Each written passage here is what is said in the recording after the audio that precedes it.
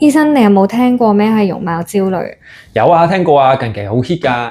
咁我啲病人有時都用呢個 term 嘅，對於自己嘅容貌外貌就好在意，搞到焦慮就唔開心。P 圖算唔算係容貌焦慮嘅一種？嗱，如果 P 圖分程度啦，咁如果你話少少嘅修圖都無可厚非嘅，咁正如男士女士都會有時化妝將面部瑕疵去遮蓋嘅，咁呢個都明白嘅，少少修飾。對於嗰個容貌直情係想改咗個眼耳口鼻嘅，隻眼 P 圖整大咗嘅，成個樣直情係第二個人嚟嘅，可能要關注下咯。咁要問下自己究竟係咪對於自己嘅容貌好接受唔到啊？要 P 圖先至面對到人啊，或者如果唔 P 圖咧，對你自己造成困擾啊，或者有時出街見人啊、見朋友啊，咁啊好在意人哋對於容貌嘅睇法啦，咁你就要留意會唔會真係有容貌焦慮嘅問題啦。咁點解而家好似越嚟越多人有容貌焦慮嘅？我估計咧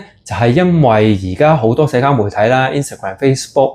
咁好多人分享佢哋自己嘅相片，分享得相片出去就對於自己嘅要求就好高啦，因為係好多人睇到自己嘅相片㗎嘛。咁我覺得同呢個社交媒體興起都有啲關係嘅。咁容貌焦慮會唔會影響到生活啊？如果你話影響社交嘅，或者你每一張相都要 P 到個樣唔同晒嘅，或者你對自己個樣感到唔開心嘅，影響自信心啊，或者好介意人哋點樣睇你嘅，好緊張嘅，咁亦都要留意睇下自己會唔會患上咗容貌焦慮啦。